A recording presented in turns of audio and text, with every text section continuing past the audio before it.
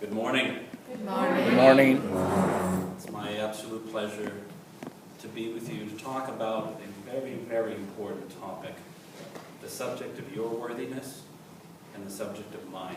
Amen? Amen. Amen. You know, I love to ponder the meaning of life,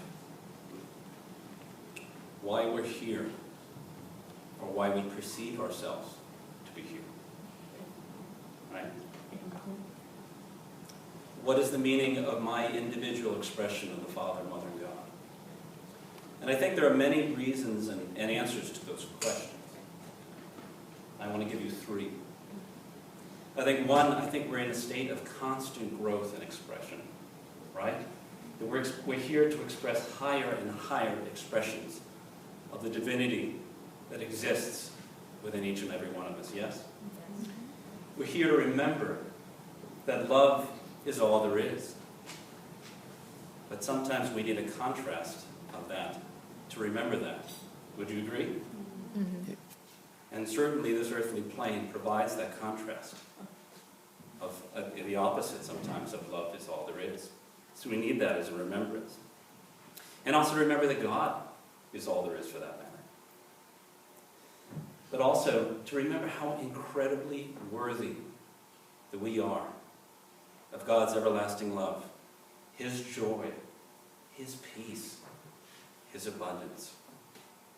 And as we claim that worthiness, we're reminded and remember that we are one with God, that we're one with the universal mind, that we have the divine powers to overcome any situation or any condition that is presented to us on this earthly plane.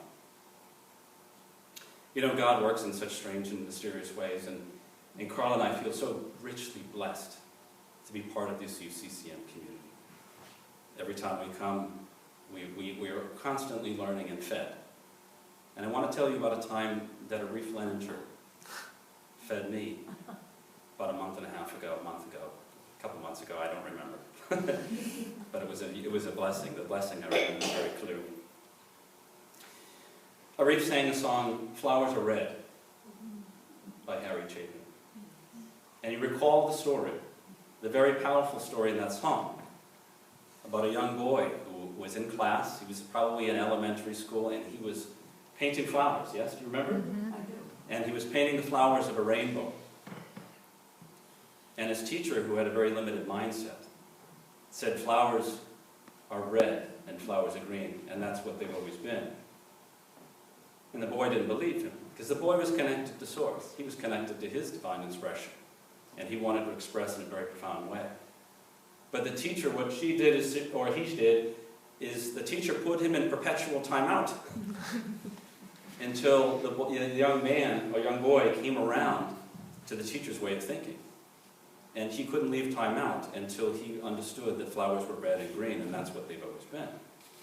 So the young boy then went to another school and had another teacher. And the teacher said, "Hey, the assignment today is to paint a flower." And so the teacher started painting flowers, all the colors of the rainbow. And when she came and she saw the young man's paper, he was painting flowers that were red and green. And the teacher said, "But the flowers are all the colors of the rainbow. Why don't you paint other colors?" And he said, "Well, flowers are red and green, and that's the way they've always been." And that really deeply moved me. Moved me for two major reasons. One, as a parent, when have I, in my life as a parent, coached my daughter Isabella or my son Nico out of their own individual, unique expressions of God? So it made me really ponder that and think about that, and how important it is that I allow those individual expressions to come out and to nurture that. But the second was, it reminded me sometimes what we do as parents, as teachers, as pastors, as educators, as friends, as family members, to send messages that we don't mean necessarily, messages that don't have that intention, but we send messages that someone is not worthy from time to time. I recall junior high school. And I had come from Needham, where I was a really popular kid in that town, had a lot of friends, moved to a new town, was kind of timid and shy at the beginning, okay? And for those of you who remember junior high,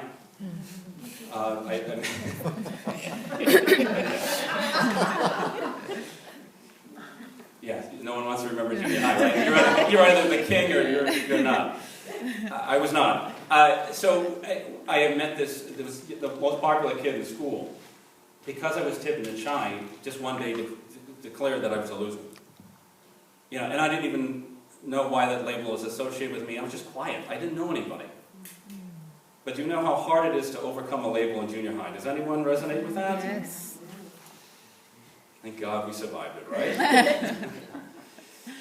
So here I was in 7th grade, already struggling with my own identity, my own sense of worthiness. And my mom went away to England. Her mother was dying, and she spent 6 months with her.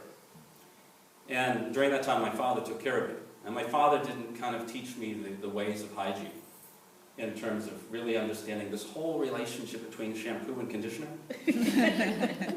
Okay, now I know all of you are having a hard time with this story because now you're having to picture me with a full head of hair. I want you, that's why you're laughing, I understand that, but bear with me. Okay, stop imagining me with a full head of hair and what that would look like, all right? But so I had this full head of hair, I had this conditioner, and you know what, I was probably putting too much in and not taking enough out. And so invariably what happened is I had dandruff. All right. And 7th grade math class, I kid you not, my teacher came up to me. Here I am already vulnerable. She ran her fingers through my hair and said, "Look, everybody, it's snowing." Oh my God. I kid you not. True story. What do you think the message I received that particular day was? You're not worthy of being cared for. You're not worthy of respect. You're not worthy of being popular. And I mean, this is junior high, right? I mean, you might as well have put a open season sticker on my chest, right? Yeah. She opened the floodgates. And what are the messages? And I internalized those messages, right?